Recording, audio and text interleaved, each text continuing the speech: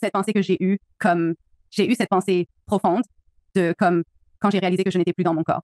Et je regarde mon corps et je n'avais aucun attachement émotionnel à lui, d'aucune manière, forme ou façon.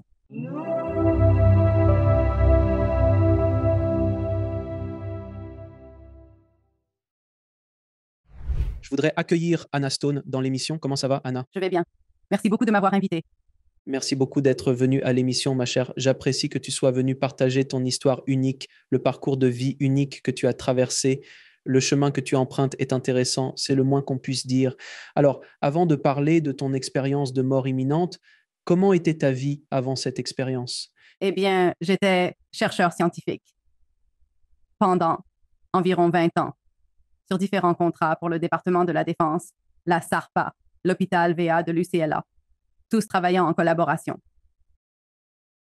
Et j'étais dans un laboratoire d'ingénierie neuronale, donc je travaillais avec des tissus cérébraux. Et c'était assez ennuyeux, pour être honnête. Assez ennuyeux. Malgré les contrats prestigieux, on ne savait pas ce qu'on faisait. Avant plus tard, tout était morcelé. Donc, j'étais scientifique et je pensais de manière très scientifique, en termes de noir et blanc, sur ce qui est et ce qui n'est pas, mais par ce que nous pouvons prouver avec des tests et des instruments scientifiques. Voilà. Avant ce moment précis, mon univers se limitait au noir et blanc. Étiez-vous religieux? Oh non. J'ai grandi dans une maison très religieuse, baptiste, et oui, on ne pouvait pas. C'était vraiment super strict. Vers l'âge de 8 ans, j'ai vu quelque chose qui ne m'a pas plu. La réaction de ma famille comparée à ce qu'ils disaient à l'église ne collait pas. Alors j'ai fait une remarque à ce sujet et c'était le début de mon statut de mouton noir. Par la suite, et je suis en paix avec ça, mais non, absolument pas. C'était absurde pour moi, tout ça. Le truc religieux était du non-sens aussi.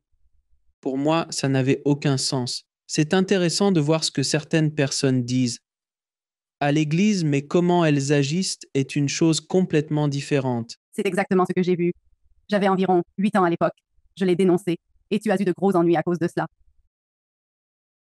Alors dis-moi, que s'est-il passé? Quels événements ont conduit à ta mort? D'accord.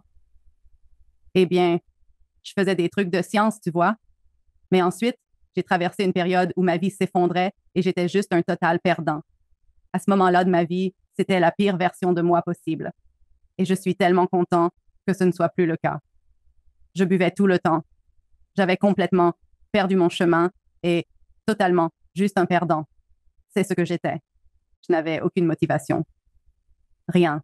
J'avais un nouvel enfant. Ma fille avait presque 2 ans à l'époque. Et j'étais juste totalement inutile. Et je me sentais un peu malade. Je ne me sentais pas très bien. J'avais des vertiges et tout. Et je pensais que j'avais mes règles depuis vraiment longtemps. Et j'étais là, mon Dieu. Et le jour où c'est arrivé, je suis sortie et j'ai dit, je crois que je suis en train de mourir de saignement, les gars. Et je plaisantais à ce sujet, mais pas vraiment. Puis, je me retrouve à l'hôpital. Donc, je suppose que j'ai perdu connaissance à ce moment-là, je suppose. Et c'est là que j'ai découvert que j'avais. Eh bien, je me suis réveillée à l'hôpital et j'avais une transfusion sanguine en cours, ce qui était, oh mon Dieu, terrifiant pour moi parce que l'idée de ça me dégoûtait vraiment, comme le sang de quelqu'un d'autre dans mon corps. Et je ne réalisais pas ce qui se passait, à part ça. Et puis, on m'a dit que j'avais une grossesse extra-utérine qui avait éclaté et causé une hémorragie interne. Et j'avais perdu genre la moitié de mon sang. Et ils ont dû faire cette transfusion. Et j'étais là, d'accord. Et je me suis dit, genre, je vais bien. Mais dès que j'ai pensé ça, c'était comme si mon corps ressentait, comme si je me sentais mourir à 100%. Je sais avec certitude que cette sensation qui m'envahissait était la mort. Et c'était tellement indubitable et paniquant, un peu. Quelque chose n'allait vraiment pas, vraiment pas.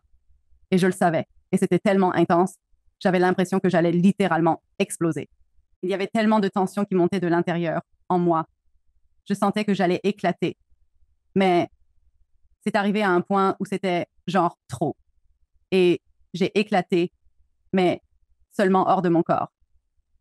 J'étais dehors, je me regarde, allongée sur le lit, et j'ai regardé les minutes suivantes, d'eux, moi en train de faire un arrêt cardiaque et eux essayant de me réanimer et tout ça. Qu'est-ce qui te passe par la tête à ce moment-là? Eh bien, immédiatement, j'ai su ce qui s'était passé. C'était bizarre. C'était comme, immédiatement, j'étais là. Oh, merde.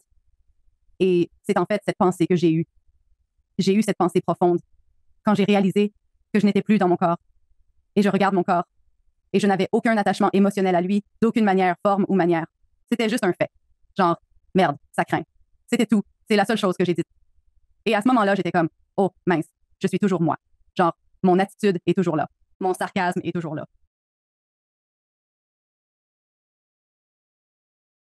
À peu près comme ça. C'était juste comme, oh, c'est dommage. Comme si j'aurais pu le faire plus longtemps. Mais je suppose que non. Pas de gros problème. C'était juste très dépourvu d'émotions, très détaché de l'humain, des sentiments et émotions humains auxquels nous sommes habitués. Je n'avais pas ça, donc c'était vraiment comme toi, comme oh, j'ai perdu un vêtement. Oui, ce n'était pas grave. Ce n'était pas grave. J'ai réalisé que ce n'était pas grave. Puis ce bref instant avec mes enfants. Et voilà, instantané. Dès que j'ai mentionné mon enfant, j'étais immédiatement à 210 miles de là, où ma fille Ashley, mon aînée, passait un examen à l'université. Et j'étais dans sa salle de classe. Je pouvais voir ce qu'elle portait, son stress face à l'examen. L'heure, elle était affichée sur le mur derrière elle. Et je me suis dit, ce serait cool. Et puis Lucie. Et puis j'étais immédiatement de retour à l'hôpital, regardant ma petite qui est dans la salle d'attente, jouant au Lego, peu importe. Et je me suis dit, elle ira bien. Et puis je suis retournée là où j'étais avec mon corps pendant 1 minute et j'ai juste regardé, arrêté de travailler sur moi et abandonné la réanimation. Et l'un des gars, le jeune technicien, ou peu importe ce qu'il était, il a dit, on va arrêter maintenant. Elle n'a que 30 ans. Peu importe. Je ne sais pas s'il a dit mon âge, mais il a dit, elle a genre à peine la trentaine ou quelque chose comme ça. Et le docteur a fait ce commentaire désinvolte à propos de qu'est-ce que vous attendez? C'est une ancienne droguée. Et je n'étais pas une ancienne droguée. Ce n'est pas vrai. Donc ça me rendrait furieuse, non? En temps normal, ça m'aurait contrarié que quelqu'un dise ça, mais là, je n'étais pas du tout contrariée. J'étais juste genre, est-ce que c'était nécessaire? C'est la pensée qui m'a traversé l'esprit. Est-ce que c'était nécessaire? Mais je n'étais pas contrariée. Et je n'étais même pas, genre, en colère. C'était juste des faits. Ça a joué plus tard, quand je suis revenue, car je lui ai demandé. Désolé, que s'est-il passé ensuite? Tu es hors de ton corps, tu regardes en bas, ils se sont arrêtés. Donc, je suis là. Je regarde mon corps et je me dis. Donc, j'étais genre debout à ma droite dans la pièce. Et donc, je regarde à ma droite et je suis dans la pièce. Et puis, je remarque que si je regarde à gauche, je ne suis plus à l'hôpital. J'étais ailleurs, comme en regardant d'un côté. Ça m'a emmené ailleurs. C'était juste dans cet autre endroit et c'était comme une attente. Je ne veux pas dire une salle d'attente parce que c'est le mieux que je puisse faire, cependant, avec le langage que j'ai, c'est que c'était comme une pièce et je savais que c'était un endroit où je devais être en attente de quelque chose. Il n'y avait personne. Je n'ai vu aucun tunnel. Il n'y avait ni fantôme, ni esprit de parents décédés. J'étais juste dans cette pièce. C'était comme éclairé par une source invisible. Et ouais, c'était juste genre une salle d'attente. Genre pas de chaise, ni rien. Donc, juste un espace, genre un espace vide. Et donc, j'y suis allée et je n'ai vu personne pendant un moment, mais je pouvais sentir des choses autour de moi. Genre, il se passait plein de trucs, mais je ne voyais rien. Je pouvais le sentir, par contre.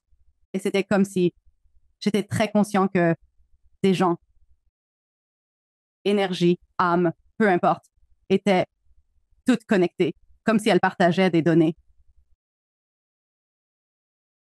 Télécharger l'heure. J'ai l'impression que si je restais, je serais connectée et j'aurais téléchargé tous mes souvenirs ou quelque chose pour ce genre de collectif. C'est un peu ce que ça donnait. Et à ce moment-là, j'ai réalisé que je n'avais pas de corps. Ça ne m'a pas frappé. Même si je regarde mon corps depuis un moment dans le lit, ça ne m'a pas frappé que, hé, c'était le corps. Donc tu ne l'as plus maintenant. Tu es juste cette forme de truc. Et c'était énorme. Nous sommes humains. Nous sommes très grands. Nous prenons énormément de place, tellement de place. Et il y a comme une sorte de contour, non? Il y a une limite à ta conscience, mais ce n'est pas vraiment définissable par autre chose que... En fait, je n'en ai aucune idée. Je n'en peux plus. Mais c'était comme de petits points de lumière, je suppose. C'était bizarre. Et j'ai réalisé, attends, comment je vois? Je vois à 360 degrés. Donc, je peux voir derrière moi. Et je me dis, d'accord, donc je n'ai pas de tête parce qu'il n'y a pas d'os dans ma tête pour bloquer. Attends, je n'ai pas de tête. Je n'ai pas Dieu. Alors, comment diable est-ce que je vois? Donc, j'étais un peu perturbée. Pas perturbée, mais juste, genre, intéressant, je suppose. Je vais comprendre. Mais c'était bizarre. Et puis, tout d'un coup, il y avait une personne debout devant moi qui sortait littéralement de nulle part. Et c'était une femme. Et c'était littéralement moi. Juste une autre version de moi debout devant moi. Elle avait l'air un peu différente, cependant. Comme son visage était un peu différent, avait des lignes différentes, comme des lignes d'expression différentes et des choses comme ça. Nous avions des expériences différentes, clairement. Mais c'était moi. Et je suppose que je savais ce qui se passait, car je n'ai même pas questionné. J'étais juste là. Oh. Puis j'ai entendu, tu veux ce mot? Non. C'est tout. J'ai entendu non. Et comme ça, j'ai juste compris ce que ça voulait dire. Ça voulait dire non, tu y retournes. Tu sais ce qui se passe? Et j'ai regardé mon corps et je me suis dit, comment vais-je rentrer là-dedans, non? Genre, comment diable vais-je rentrer? Je suis tellement énorme. Et puis je suis entrée par le nombril. J'ai été repoussée par mon nombril. Pourquoi? Je ne sais pas. C'est tellement bizarre pour moi. C'est là que j'ai vu un tunnel. Comme, en revenant, c'est là que j'ai vu un tunnel. Et ça faisait tellement mal. C'était très douloureux en revenant. Et c'est ce qui m'a réveillée et m'a ramenée. J'étais encore connectée à la machine. Non? Comme il n'avait pas enlevé les électrodes. Tout le monde me tournait le dos. Ils étaient tous occupés à remplir des papiers et tout ça. Puis je me suis redressée brusquement. Aucun bip d'avertissement ne les avait prévenus que je revenais. De retour, j'ai réussi à effrayer ce type-là d'une manière qui l'a vraiment marqué. Oui, j'allais dire que ça devait être terrifiant. Non seulement pour toi, mais pour tout le monde dans la pièce. Eh bien, en effet. Ce que j'ai ressenti, c'était comme si quelqu'un m'avait tenu. Littéralement, j'avais l'impression que quelqu'un me maintenait la tête sous l'eau et me tenait sous l'eau jusqu'à ce que je ne puisse plus tenir et que j'allais me noyer, inspirer de l'eau.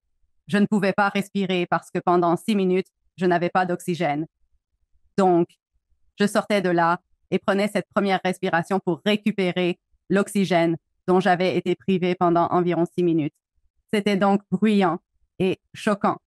Et c'était très désorientant pour moi. Et puis, sauter partout dans la pièce et les halètements bruyants et audibles étaient aussi stressants.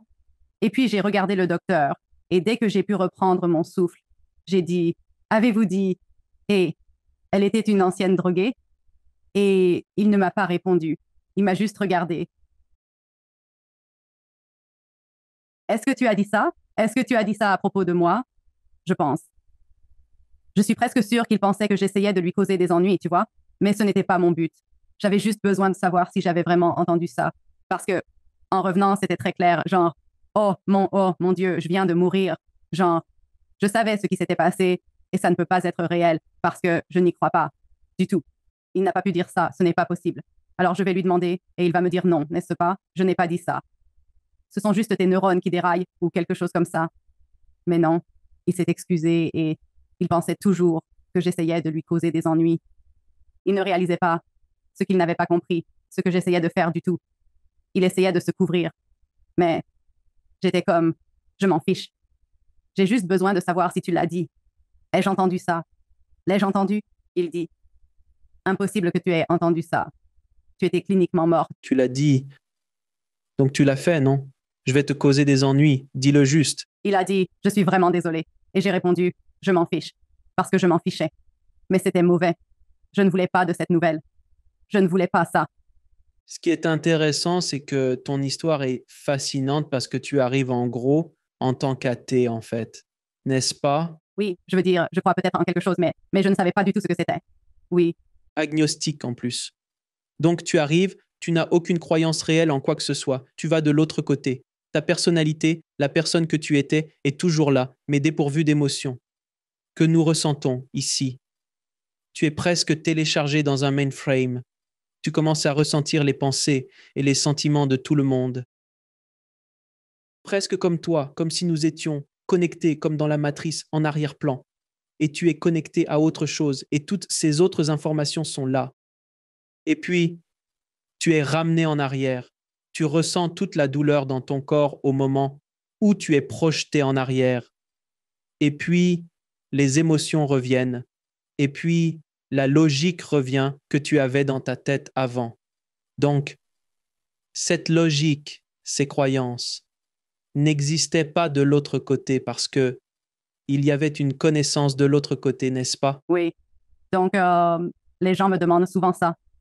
Parce qu'il y a ce mythe ou cette rumeur que quand tu meurs, tu descends. Tu sais tout sur tout, n'est-ce pas? Tu sais, les gens disent ça. Ce n'est pas ce que j'ai vécu, mais je sais. J'ai vécu assez pour comprendre, je pense, ce que c'est. C'est comme tu ne sais pas ce que tu ne sais pas. C'est ça. Donc, tout ce à quoi je pensais pendant ce bref moment de 6 minutes, n'est-ce pas? J'ai pu obtenir la réponse si j'y pensais consciemment. Et je me disais, qu'en est-il de ça? Ça venait, mais ce n'était pas comme si tout arrivait d'un coup. Vous voyez ce que je veux dire? Comme je devais le demander, d'accord. Donc, c'est comme il faut savoir ce que vous voulez savoir pour le savoir. Oui, d'autres expériences de mort imminente. Ils posent une question et tout d'un coup, ils se disent, ah, c'est comme ça que fonctionne la physique quantique, non? Parce que j'ai demandé. Et c'est pour ça que c'est difficile à décrire, parce que je n'ai pas demandé à voix haute. Je l'ai juste pensé dans ma tête. Et puis, j'ai eu une réponse sur ce que signifie la note. Je retourne. Je savais que c'était comme une réponse instantanée. Même pas une réponse. C'était juste comme une connaissance. C'est difficile à décrire. Ouais, tout ça ressemble à des choses que j'ai déjà entendues. C'est vraiment intéressant. Donc, quand tu reviens, tu essaies évidemment de vérifier que tu étais mort. Donc, tu as en quelque sorte une expérience de mort imminente, vérifiée, parce que tu peux commencer à dire aux gens ce qui se passe dans la pièce et tout le monde se demande ce qui se passe. D'accord. Donc, tu es de retour dans ton corps, tu gères ça. Comment traitez-vous psychologiquement cela? Non seulement des heures après, mais aussi des jours, des semaines, des mois et peut-être même des années après cette expérience. Ça a été beaucoup. Je ne vais pas mentir. Ça a été beaucoup. Ça a changé toute ma vie. Tout à propos de ça, toute ma vie est différente maintenant. Par exemple, je ne peux plus boire d'alcool. Donc, je suis littéralement revenue sobre, comme ça.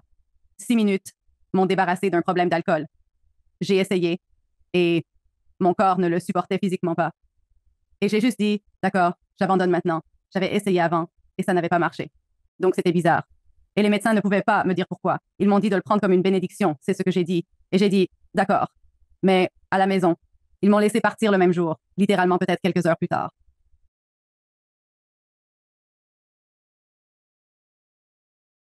Bien sûr, l'assurance, non?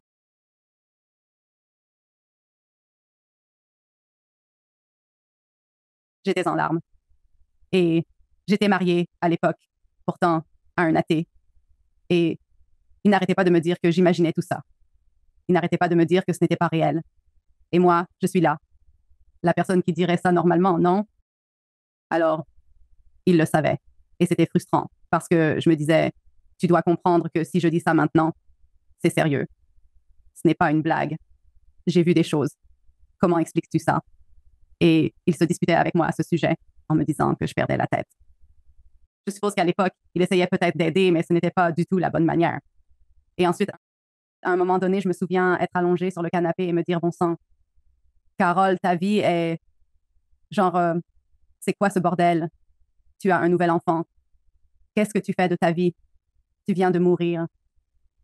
C'était vraiment dur pour moi parce que c'était comme si tout ce que j'avais évité, tout m'a frappé et je dois m'occuper des choses. Je ne peux plus continuer comme ça. Je dois remettre ma vie en ordre.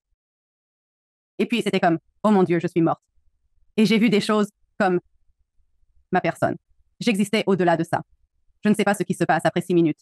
Je peux seulement dire ce qui se passe pendant 6 minutes, n'est-ce pas? Je ne sais pas. Peut-être que tout disparaît. Rien ne disparaît. Je ne peux pas te dire, mais ces 6 minutes étaient. Ce n'était pas cool. J'étais vraiment contrariée à cause de ça. Et j'ai encore du mal avec ça, en fait, parce que ça me torture l'esprit. Genre, comment? C'est juste beaucoup. C'est beaucoup. Si j'ai passé 38, 36 presque 4 décennies à penser d'une certaine manière. Et voir tout cela changer en 6 minutes, c'est beaucoup à encaisser. N'est-ce pas? C'est pourquoi je posais la question et j'ai posé cette même question à tous mes invités ayant vécu une expérience de mort imminente. Parce que je ne peux qu'imaginer si votre fondement de toute votre existence repose sur cette pensée. Et cela vaut pour la religion, la non-religion, Dieu, Bouddha, quiconque en qui vous croyez. Et quelqu'un dit tout d'un coup que tout ce que vous avez connu est maintenant faux. Je suis désolé. C'est une autre idée. Et puis, ça détruit la fondation de votre existence, essentiellement, de ce sur quoi vous vous êtes basé, parce que c'est une réaction en chaîne de si je ne crois pas à ça, alors ils m'ont menti ici, ou j'ai fait une erreur là, et puis l'ego s'en mêle, et ça commence à effriter toute votre identité. Et c'est ce que quelqu'un qui dit quelque chose est. Vous lisez quelque chose ou vous entendez quelque chose. Vous vivez quelque chose qui est. Tellement plus vif que de lire un livre ou d'entendre quelqu'un vous dire quelque chose, et ensuite, vous devez traiter cela, et vous êtes encore en train de le traiter. Je suis en thérapie, activement. Je prépare mon master et doctorat, enfin, deuxième master et doctorat en psychologie et études de la conscience en ce moment. Je suis aussi en thérapie parce que je sais que ce sont des choses que je traite encore parce que des choses continuent d'apparaître. C'est ça qui est étrange. Que veux-tu dire exactement? J'ai eu ce mot, cette note qu'on m'a donnée, peu importe. C'était presque comme un fichier, comme une clé USB ou quelque chose, parce que ça continue. Des choses continuent d'apparaître dans mon esprit maintenant, comme par magie. Je sais quelque chose ou j'ai une révélation sur quelque chose. Comme. En d'autres termes, d'accord, c'est intéressant. Donc, quelqu'un a téléchargé un fichier dans votre tête, en gros, et vous avez lentement, ça se révèle à des moments inopportuns, tout au long de votre vie, sous la douche, au dîner ou quelque chose comme ça. Et tout d'un coup, vous vous dites, quoi? Comment je sais peindre maintenant? Enfin, pas ça, mais... C'est ça. J'étais vraiment en colère contre moi-même de ne pas être plus bouleversée par mes enfants, tu vois, parce que j'étais en train de rendre orphelins mes 2 enfants. Le père de ma fille aînée était décédé d'un cancer. Donc, j'étais tout ce qu'elle avait. Et, je veux dire, elle est adulte maintenant, mais quand même, elle serait sans parents, tous les deux. Et Lucie allait juste avoir 2 ans. Je n'étais même pas bouleversée par le fait de les quitter. Et pas comme si j'étais morte, ça ne me dérangeait pas. Et j'étais vraiment en colère contre moi-même. Alors je me disais, quel genre de parent es-tu pour ressentir ça? Et je me faisais des reproches à ce sujet. Et puis un jour, quelques mois plus tard, ça m'est venu à l'esprit comme pourquoi c'était comme ça et pourquoi c'était ça et ça. Ne t'en fais pas. Tu te sens bien. Tu étais conscient que tu ne resterais pas. C'est pourquoi tu n'étais pas contrarié. Tu avais déjà anticipé et organisé cette situation. C'était une stratégie de sortie pour toi quand ta vie déraillait trop. Plongeons là-dedans un instant, car cela a été dit de nombreuses fois dans l'émission. Ah, La vraiment? stratégie de sortie, le plan de l'âme, le plan unique. Et la stratégie de sortie est quelque chose que j'ai entendu. Oh, wow. D'autres personnes ayant vécu des expériences de mort imminente disent que vous avez un plan de vie, un plan directeur, et tout au long de cela, si vous vivez 80 ans, disons que ce plan est valable pour 80 ans. Vous pouvez partir à 25 ans, vous pouvez partir à 62 ans, vous pouvez partir à 57 ans. Il y a des moments dans votre vie où vous pouvez littéralement sortir de l'autoroute, si vous le souhaitez. Stratégie de sortie. Et c'est là que vous avez une expérience de mort imminente et vous choisissez soit de partir et c'est fini, soit de revenir. Alors je ne sais pas si vous avez déjà entendu ça. C'est courant, croyez-le ou non. Je n'ai pas. Je ne les ai pas vraiment recherchés parce que c'était beaucoup. C'est stressant. Tu as déjà assez avec les tiens, sans parler d'écouter les autres. Je veux dire, c'est vrai. Le truc du nombril m'a beaucoup dérangé. Non? Genre, pourquoi je repasserais par mon nombril? Mais devine quoi? Dans ma conscience et les cours que je prends, il s'avère que c'est une chose. Apparemment, dans la tradition bouddhiste, un cordon d'argent y entre. Ouais. Et j'étais là, quoi? Oh mon Dieu. Je ne savais pas ça. C'était bizarre. Donc, il y avait des choses étranges que je ne connaissais pas, qui se sont avérées être des choses dont beaucoup d'autres personnes parlent et qui connaissent ce genre de trucs. Et ça m'a beaucoup intéressée. Oui, ça continue d'arriver. Ça arrive. Ça continue d'arriver. Je ne sais pas si ça va s'arrêter ou peu importe, mais je continue d'obtenir plus d'informations, comme une meilleure compréhension, en fait.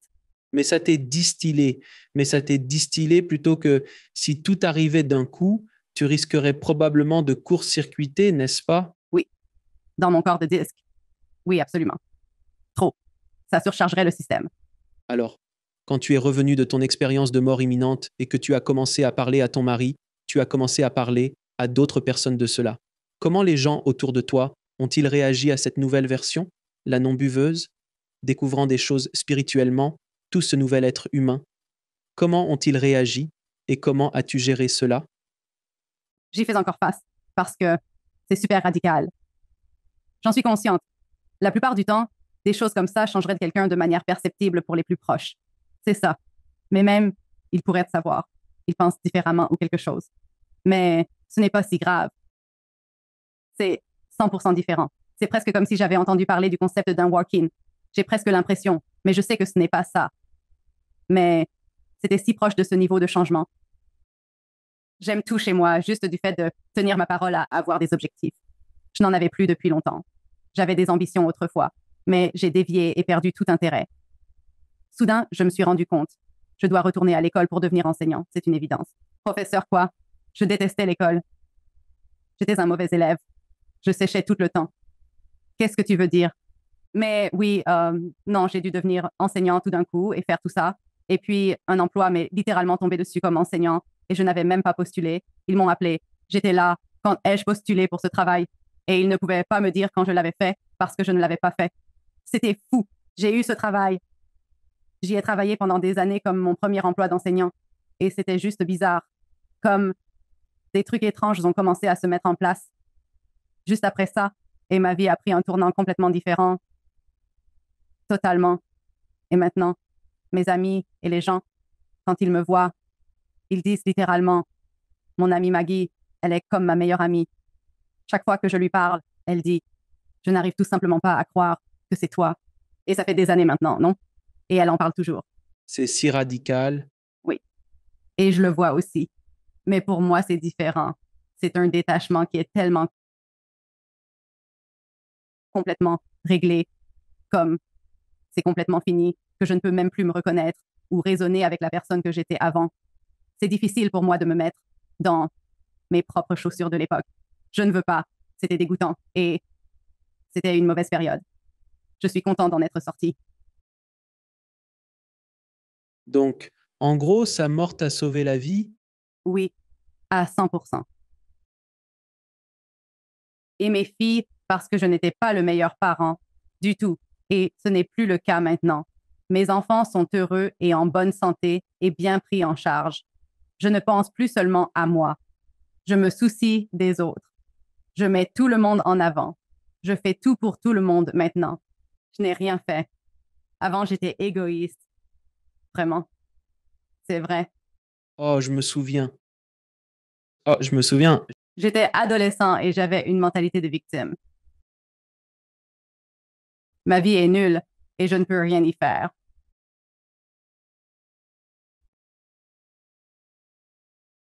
Mentalité. Exact.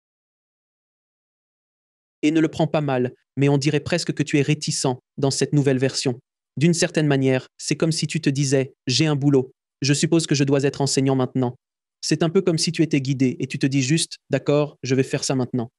Je ne peux plus boire. J'essaie, mais ça ne marche plus.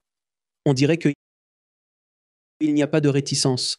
Ce n'est peut-être pas le bon mot, mais tu vois ce que je veux dire, non? Il y a une sorte de bizarrerie, une énergie étrange dans ta façon d'avancer maintenant.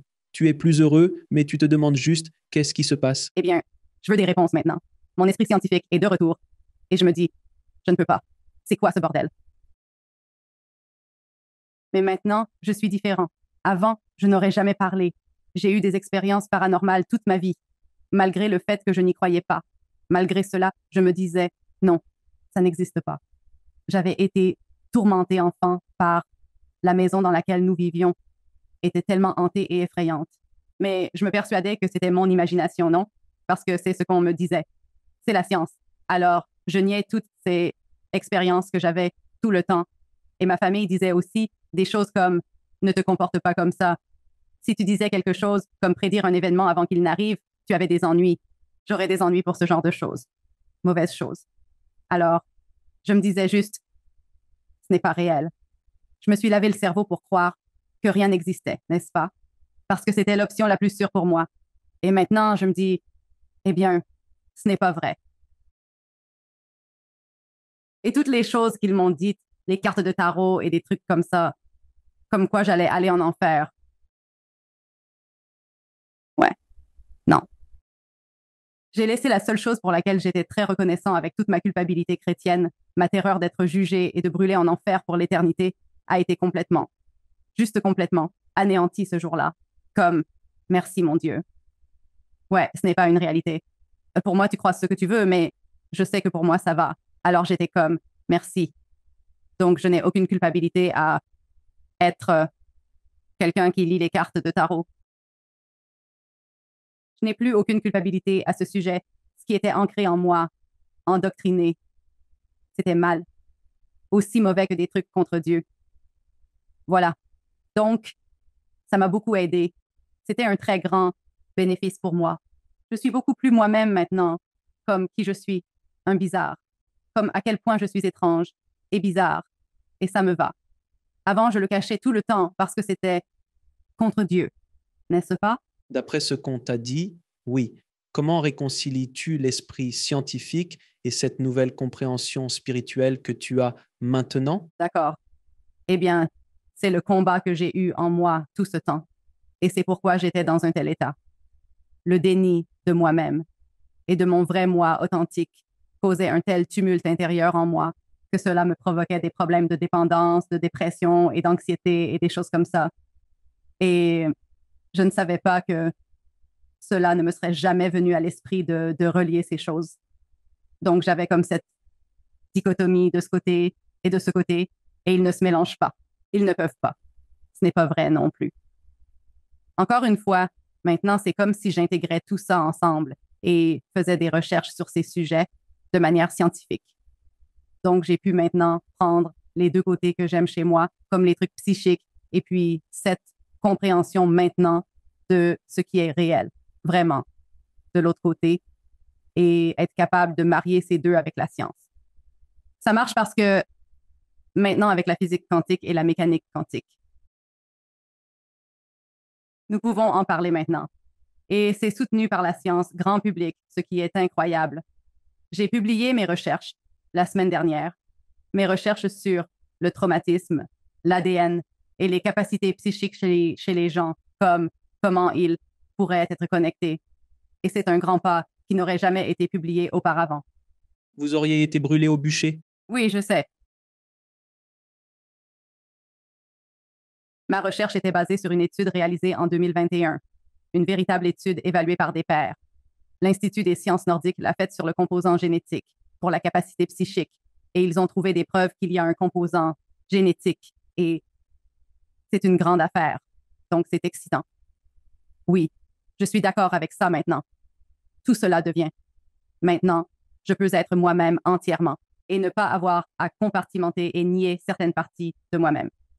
Donc, c'est une liberté que je n'aurais pas eue autrement et je suis super reconnaissant pour ça. Donc, à ce stade de ta vie, tu t'es complètement engagé. Tu comprends ce que tu as vu. Tu utilises maintenant les compétences que tu as développées au cours de ta vie de scientifique et tu les appliques maintenant au monde de la métaphysique et le monde spirituel et tout ce genre de choses en combinant les deux mondes. Vous êtes un agent de cela, si vous voulez, à ce stade, n'est-ce pas? 100%. Et je suis ravie. C'est au-delà de l'excitation pour moi. Je n'aurais jamais pensé voir ça de mon vivant, n'est-ce pas? Comme les gens peuvent en parler et être pris au sérieux. Et heureusement, ça ne fait pas de mal que j'ai des recherches précédentes publiées quand je faisais juste de l'ingénierie neuronale qui n'avait rien à voir avec la science spirituelle. Donc, c'est utile. Mais même si je n'avais pas ça, ça n'aurait pas d'importance parce que maintenant, il y a des tonnes de nouveaux chercheurs qui émergent et font ses études et travaillent dessus et les gens écoutent. Donc, c'est génial. Plongeons maintenant dans cet autre aspect de votre vie qui est les capacités psychiques et les cartes de tarot et tout ça, parce que je suis fasciné par les cartes de tarot. Nous en parlerons dans un instant. Mais ces capacités psychiques que vous aviez, quand ont-elles commencé à se manifester? Comment se sont-elles manifestées? Comment avez-vous géré cela aussi, encore une fois, psychologiquement, d'avoir ce genre de capacité en tant que personne que vous étiez? Et puis aussi, comment cela, tout d'un coup, vous étiez comme quand elles sont apparues? Oh, je vivais dans une maison hantée. C'est ça, ce genre de choses. D'accord. Donc, encore une fois, en grandissant, maison hantée. Puis partout où j'ai vécu, essentiellement maison hantée, à peu près. J'ai compris que c'était moi, pas les maisons. C'était récent. C'est juste l'année dernière que j'ai eu cette révélation. Mais ma mère avait des prémonitions psychiques tout le temps. Et j'en ai été témoin d'une qui était si profonde dans ma vie. Je l'ai vue la voir. J'ai vu ce qui s'est passé. C'était mon grand-père qui mourait à la maison et il avait un cancer. Et elle nous préparait à manger. Elle faisait du flan à la gélatine. Et elle n'arrêtait pas de dire « Je dois vous nourrir, les enfants. Je dois vous nourrir, les enfants. » Elle était presque comme dans un état étrange, comme un état altéré. Elle était comme ailleurs pendant qu'elle préparait ce bol, puis elle a juste fait comme et l'a laissé tomber. Et ça s'est répandu partout qu'elle dit « Papa est mort. » Et elle tremblait et avait l'air toute bizarre. Et j'étais là, genre, qu'est-ce que c'est que ce bordel? Et littéralement, peut-être 10-15 secondes plus tard, mon oncle Terry est sorti et il a dit « On vient de perdre papa. » Et j'avais 8 ans. Je me souviens comme si c'était hier. C'était glaçant, en fait. Et elle a vu quelque chose. Je l'ai vu réagir à rien. Tu vois ce que je veux dire? Je l'ai vu et c'était tellement viscéral. Et c'était terrifiant pour moi en tant qu'enfant. Oui. Mais ensuite, quand j'ai essayé d'en parler avec elle plus tard, j'étais comme, je ne sais pas de quoi tu parles. Oui, c'est le genre de choses que j'apprécie. Ce programme est profond. Le programme était profond, oui. La première fois que j'ai vu l'aura de quelqu'un, j'étais terrifiée. Je ne comprenais pas ce phénomène. Pourquoi la tête de cette personne brillait-elle? Qu'est-ce qui ne va pas chez moi? Où est la source de lumière? Que se passe-t-il? Et puis je me dis que je vais aller en enfer parce que c'est mauvais. J'avais ce problème parce que mes grands-parents me parlaient tout le temps de l'enfer. Donc, je ne voulais même pas en parler, alors je ne l'ai pas fait. Tu vois, je n'en ai jamais parlé à personne. Je l'ai juste gardé pour moi et j'ai totalement essayé de l'étouffer. Pas étonnant que tu aies failli te détruire parce que tu réprimais tout ce que tu savais au fond de toi et tu reniais tellement de choses en toi que tu te disais « il faut que je boive, il faut que je fasse quelque chose ». Quand je travaillais à UCLA, au labo là-bas, ma maison ici à LA était de nouveau hantée. Et c'était tellement grave que ma babysitter a démissionné et des trucs comme ça. D'autres personnes me le disaient et je gérais littéralement ça en leur disant « vous êtes fous ». Comme littéralement leur dire qu'ils sont fous. Même si je vivais les mêmes choses, je refusais. Et à un moment donné, c'est devenu vraiment grave au point où j'ai dû déménager et admettre que quelque chose de très étrange se passait, quelque chose de très anormal se passait. Et mon patron, je ne dirai pas son nom, mais il m'a demandé ce qui se passait et j'ai dit, eh bien, tu vas penser que je suis folle. Ma maison est hantée. Et il a dit que je devrais parler à sa femme. Et j'ai dit, d'accord, peu importe. Et j'ai juste ignoré. Et puis sa femme, il a dit, elle est psychologue. Et j'étais là, super, vraiment super, non? Elle est vraiment venue chez moi avec moi et a apporté de la sauge et a fait tout un rituel avec moi. Elle ne m'a pas jugée du tout. Elle est venue pour m'aider et j'étais là, quoi. Alors, ce moment-là a été mon premier aperçu de genre, attends, tu es l'investigateur principal, docteur, PhD en neurosciences, mondialement connu, très réputé, et tu es marié à une femme qui fait ça et tu as facilité ça pour moi. C'est quoi ce délire? Tu vois ce que je veux dire? J'étais vraiment confus par cela, mais c'était une confusion pleine d'espoir, non? Mais quand même, c'était juste trop risqué pour moi de être perçu comme fou dans mon domaine de travail et tout parce que je pensais que je perdrais mon emploi. Les gens ne me prendraient pas au sérieux. Mon travail serait discrédité, peu importe. Jusqu'au jour de ma mort, j'ai continué à le nier. Alors, une fois que tu es revenu, comment les capacités psychiques te se sont-elles manifestées? Maintenant que tu savais ce que c'était, tu t'es dit, d'accord, je peux m'ouvrir à tout ça. Non, je ne voulais toujours pas m'ouvrir. Mais des choses continuaient à se passer vraiment mal dans ma vie. Ça empirait de plus en plus et genre des trucs bizarres comme des objets qui volaient, littéralement qui se détachaient des murs et frappaient les gens à la tête. Comme mon amie Maggie s'est fait attaquer par une spatule. Genre des trucs fous qui se passaient. Et ma belle-mère. Je l'appelle encore comme ça, mais nous ne sommes plus liés. Mais elle est de Trinidad. Et là-bas, ils pratiquent genre le vaudou, le vaudou. Et elle me dit, ma fille, tu sais pourquoi ils font ça, non? Parce que tu refuses de le reconnaître. Tu refuses. Et donc, ils essaient d'attirer ton attention. Tu es comme un phare. Ils viennent, se disent, elle peut nous aider, nous voir. Tu les ignores. Ils sont furieux. Moi, désolée. Comme si reconnaître suffisait pour arrêter leurs bêtises. Elle est là. Ai-je écouté vraiment? Je me demande si j'ai pris le temps de comprendre. Non, bien sûr que non. Et attendre encore un an avec des trucs fous qui se passent chez moi. Et finalement, à la fin de cette année, j'étais genre, d'accord, très bien les gars, d'accord. Et puis, ça s'est arrêté comme ça. Et j'étais genre, vous plaisantez, c'est sérieux. J'étais tellement en colère que ce soit aussi simple. Toutes ces décennies, vraiment. Et puis l'autre chose intéressante, c'est que, d'accord, je lis les cartes de tarot depuis que j'ai 12 ans, non? Donc, quelqu'un qui lit les cartes de tarot depuis qu'il a 12 ans devrait les avoir mémorisées maintenant, non? D'accord, oui, mais moi, non. Si vous me demandiez ce que cette carte signifie, je ne pourrais pas vous le dire, non? Et j'étais vraiment irritée contre moi-même à cause de ça. J'étais comme, je peux mémoriser plein de choses. Pourquoi je n'arrive pas à mémoriser ces cartes? Pourquoi je n'y arrive pas? Et puis j'ai recommencé à lire les cartes en ligne dans un groupe Facebook et j'ai commencé à enregistrer. Et j'ai regardé l'enregistrement et j'étais comme, oh mon Dieu, qu'est-ce que je fais? Que se passe-t-il dans cette lecture? Parce que je pense que je suis là à lire les cartes, mais ce n'est pas ce que montre la caméra. La caméra me montre ne même pas regarder les cartes, mais fixer le plafond et poser des questions à quelque chose que je ne vois pas et je ne me souviens de rien. Alors, j'ai très vite réalisé que je suis en train de canaliser. Putain, canaliser, ce n'est pas moi. C'est pourquoi je ne me souviens pas de ce que je dis. C'est pourquoi je ne me souviens pas de ce que signifiaient les cartes. C'est parce que ce n'est même pas moi qui les lis. Et c'était vraiment bizarre. C'est très perturbant de voir ça. Alors, je suis allée à l'USC pour faire une évaluation psychologique parce que je voulais m'assurer que je n'étais pas schizophrène, que je ne faisais pas de psychose, que je n'étais pas. Techniquement, t'étais fou. Ouais, je suis cinglée, mais pas cliniquement. Pas cliniquement fou. Tu es juste normalement fou. Nous avons tous notre propre type de folie. Et j'ai passé 2 semaines, ce long processus, 2 semaines à être testée, évaluée, réévaluée, interviewée. Et il y avait tout un panel de médecins et de cliniciens là-bas. Et ils m'ont donné mon rapport. Et c'était, non, vous avez juste un traumatisme complexe, mais vous n'avez aucune maladie mentale ou quoi que ce soit de ce genre. Donc, c'était tout. Et j'étais comme, d'accord, donc c'est écarté. J'ai appliqué la méthode scientifique sur moi-même. J'ai vérifié que je ne confondais pas une chose avec une autre.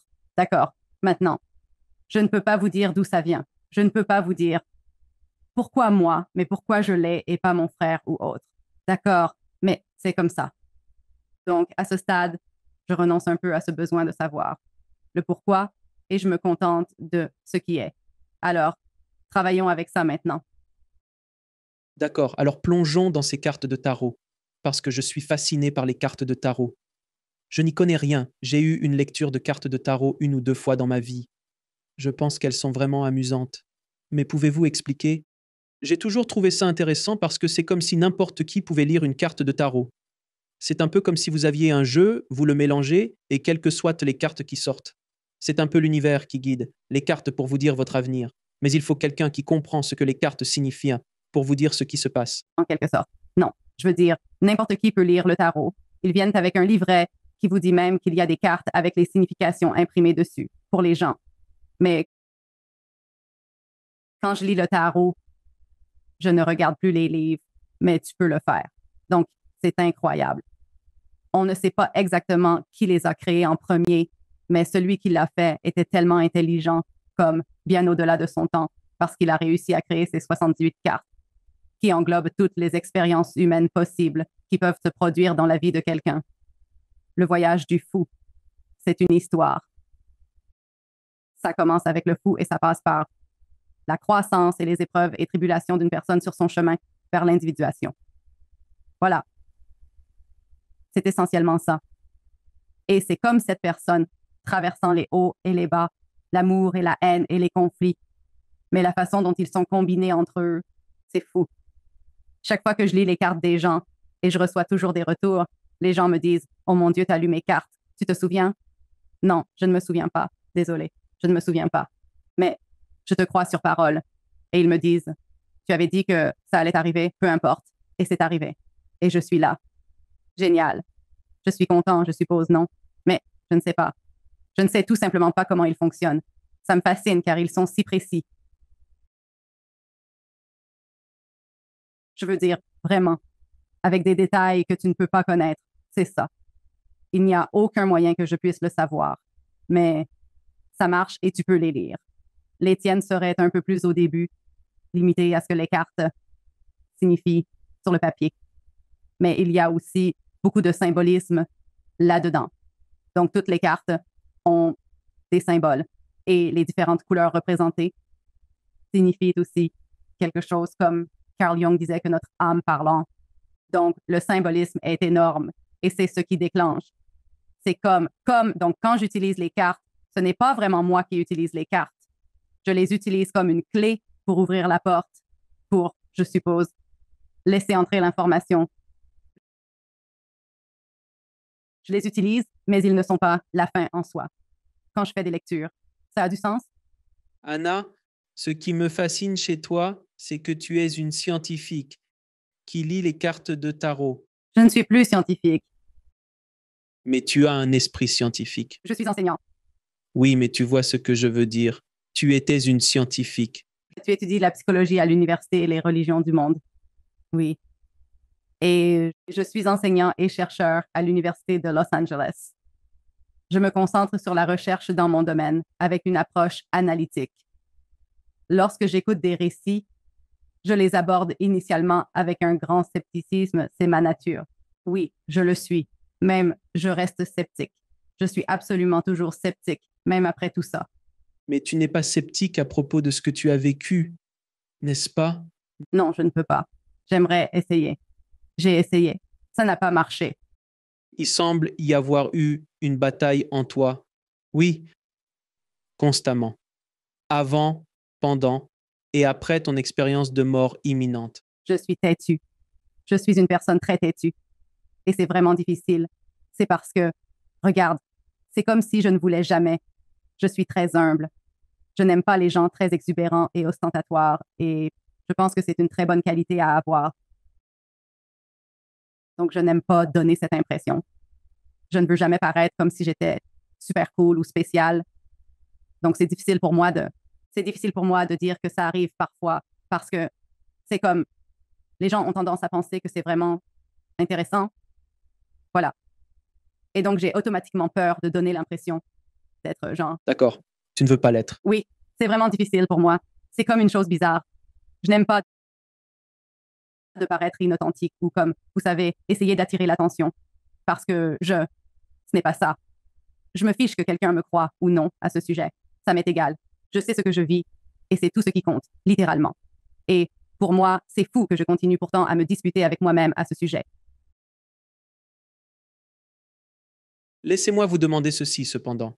Donc, vous êtes évidemment publiquement, vous êtes sorti de ce placard spirituel EMI, n'est-ce pas? Comment cela a-t-il affecté votre travail? Imaginez les étudiants qui vous recherchent. Oh oui, malheureusement. Donc, je n'enseigne plus au lycée. Ça va. Je n'aurais jamais pu parler de ces sujets quand j'étais professeur de lycée. Pas du tout. En tant que professeur de biologie au lycée, c'était mon travail. Pas possible. Les parents auraient fait un scandale et m'auraient fait virer. Donc, je ne pouvais même pas parler de tout ça. Genre, si les élèves me posaient des questions, je ne pouvais jamais répondre à rien parce que je ne pouvais pas prendre ce risque. Et ce n'est pas ma place de parler de ça en classe de toute façon. Ce n'est pas le rôle d'un enseignant. C'est clair. Bien sûr. L'université, cependant, c'est différent parce qu'ils sont adultes. Donc, je n'ai pas à m'inquiéter des parents venir me voir. Ils essaient, mais ça ne marche pas. Et mes étudiants sont... Sachez que je ne parle jamais de mes affaires personnelles en classe, mais j'ai des étudiants qui me trouvent en ligne sur TikTok et tout ça, et je suis juste là, salut, eh bien, bienvenue. Mais je reste votre professeur à l'école, alors faites attention. Surveillez vos commentaires. Je note toujours vos devoirs, mais la plupart de mes étudiants deviennent mes amis après avoir terminé mes cours. La plupart d'entre eux sont des gens qui viennent me voir, me demandent des conseils plus tard. Et j'ai eu des étudiants qui restent en contact avec moi et me disent mais comment ils vont et ce genre de choses. Dans votre expérience en tant qu'enseignant, trouvez-vous que cette nouvelle génération est beaucoup plus ouverte d'esprit sur des sujets comme celui-ci par rapport à notre génération où Dieu nous en préserve, à celle de vos parents ou de vos grands-parents? Voyez-vous un changement significatif chez cette nouvelle vague d'âmes si, Vous allez voir, ça arrive. Oui, je constate beaucoup de quête de sens dans notre génération. À 44 ans, ma génération a vécu les années 80 et 90. On avait déjà des emplois. Personnellement, j'ai commencé à travailler à 14 ans. Littéralement, j'étais hors de chez moi bien avant 18 ans. Oui, j'étais déjà un adulte quand j'étais genre adolescent. Donc, je n'avais pas le temps de penser à ce genre de choses, vraiment. J'avais d'autres soucis. Ces gamins, ils ont plus de temps pour ça et ils cherchent du sens partout où ils peuvent en trouver, c'est sûr. Et c'est aussi l'une de ces choses. C'était difficile pour moi parce que certains d'entre eux, je les vois un peu s'intéresser à des trucs qui ne sont peut-être pas si bons pour eux. Oui, comme une option. Et c'est comme si je ne pouvais rien dire. Donc, c'était vraiment difficile pour moi d'être professeur au lycée parce que je ne pouvais pas aider. Donc, j'ai dû arrêter parce que c'était douloureux de voir comme, oh non, ce n'est pas correct. Je ne pouvais même pas en parler. Ils me questionnaient, cherchant des réponses. Ils savaient que je savais, mais je gardais le silence, incapable de leur révéler. J'avais des enfants qui attendaient d'avoir 18 ans. J'ai 18 ans maintenant. Peut-on être amis en ligne comme ça tout le temps? Et je dirais, d'accord, tu as plus de 18 ans. Tu n'es plus dans ma classe. D'accord, tu peux maintenant. Je te laisserai me suivre, peu importe. Mais seulement parce que tu as 8 ans. Tu vois ce que je veux dire? je te comprends. Ils y sont définitivement plus ouverts et ils ne se moquent pas. Il n'y a pas genre, l'intimidation n'est pas la même. Ce n'était pas du tout. Oh mon Dieu, c'était brutal, c'était dur en grandissant. Oui, c'était. Le vendredi des premières années et tout, genre, allez, oui, brutal. Oh mon Dieu, physique, émotionnel, mental, psychologique. Ouais, c'était une cicatrice à vie. Mais tu sais quoi? Ça nous a rendus un peu plus forts. C'est pourquoi nous sommes plus résilients que beaucoup de la nouvelle génération pourrait l'être. Parfois, Oui. Nous avons la peau plus dure. génération X, c'est juste pour moi. Peu importe, Ouais, genre, peu importe. On va s'en sortir. On était genre seuls à la maison. nous débrouiller seuls de toute façon avec 3 chaînes TV. Oh mon Dieu, je sais. Mais la super musique à la radio quand même. Au moins, il y avait cette musique fantastique, musique fantastique. Le meilleur. Et je vais vous poser quelques questions comme à tous mes invités. Comment définissez-vous une vie épanouissante? Pour moi, c'est une grande question. Maintenant, j'ai fait beaucoup de choses dans ma vie qui ne se correspondent pas, comme différents emplois que j'ai eus parce que je le voulais. Et pour moi, continuer sur ce chemin, dès que quelque chose m'intéresse, je fonce et je trouve un moyen de m'y engager, et aussi longtemps que nécessaire, parce qu'à la fin de la journée, je ne veux pas être vieux et regretter de ne pas avoir fait certaines choses dans ma vie et ne plus pouvoir les faire. Donc, rien de tout ça. Je suis tout à fait pour vivre des expériences maintenant et ne pas attendre plus tard. Mais ensuite, le plus important, par-dessus tout, c'est de m'assurer que je rends aux autres. J'aide les gens avec leur traumatisme, n'est-ce pas? J'aide les gens à traiter leur traumatisme parce que j'ai eu une enfance vraiment traumatisante et je suis peut-être un peu plus résilient que d'autres. Donc, je vais aider parce que c'est mon travail, parce que c'est pour ça que j'ai traversé tout ça. Si tu traverses des épreuves dans la vie et qu'ensuite tu te dis, et quand c'est fini, tu te dis, peu importe, et tu continues ta vie, eh bien, tant mieux pour toi, mais ce n'est pas mon chemin. Il est crucial pour moi d'être là pour soutenir les autres, car c'est ainsi que je trouve l'épanouissement que je recherche. Si tu pouvais remonter le temps et parler à cette petite fille, quel conseil lui donnerais-tu? Tu avais raison. Continue ainsi. Excellent conseil. Comment définissez-vous la source ou Dieu? C'est nous. Nous sommes cela. Cela et nous. Nous sommes ici à vivre l'humanité et les émotions humaines en tant que fragment parmi 8 milliards de fragments de la source. Et c'est comme chaque goutte d'eau individuelle. Mais toutes ces gouttes d'eau ensemble forment cette mer de conscience et de compréhension. Et c'est ce que nous sommes. C'est ainsi que j'aime le décrire. Et quel est le sens ultime de la vie humaine? Celui-là, je ne sais pas. Je pense que c'est juste de... Merde. Je viens d'entendre quelque chose. D'accord.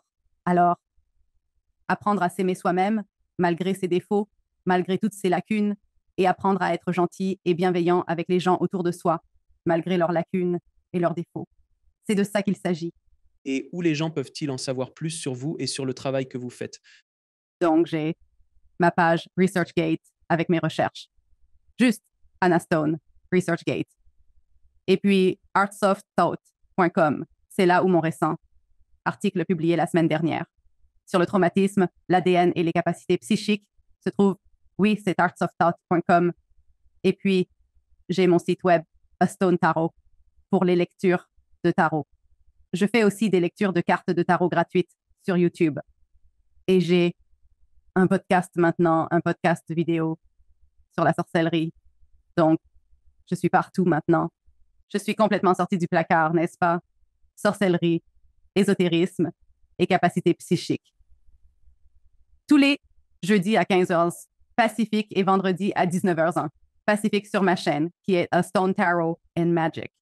Et nous faisons des lectures gratuites, comme sur la chaîne pour les gens qui ne peuvent pas se le permettre. Je comprends. Et donc, nous les offrons gratuitement en direct. Et vous pouvez poser toutes les questions que vous avez sur ces sujets. Capacité psychique, sorcellerie, tout ce qui vous intrigue. Tout le monde est le bienvenu pour venir jeter un œil et obtenir des informations précises. Pas de désinformation TikTok. Comme des informations académiques réelles. C'est là que vous pouvez me trouver.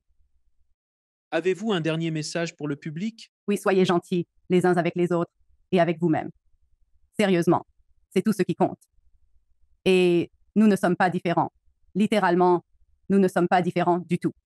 Nous sommes différents à l'extérieur à vos yeux, mais pas à l'intérieur. Tout le monde est exactement pareil. Nous venons tous du même endroit. Nous retournons tous au même endroit. Alors, vous devez tous comprendre. Arrêtez de vous tordre à propos de vos différences et commencez à regarder les similitudes à la place. C'est un peu ridicule. Anna, ça a été un vrai plaisir de parler avec toi. Merci beaucoup d'avoir partagé ton parcours. C'était une aventure de discuter avec toi aujourd'hui, et ça a été un long voyage depuis que tu étais jeune jusqu'à maintenant. J'apprécie ton courage et tout ce que tu fais, ma chère. Je l'apprécie. Merci beaucoup. J'apprécie que vous m'ayez invité. Merci de regarder. Cliquez sur une des vidéos ci-dessous pour poursuivre votre voyage, et n'oubliez pas de vous abonner.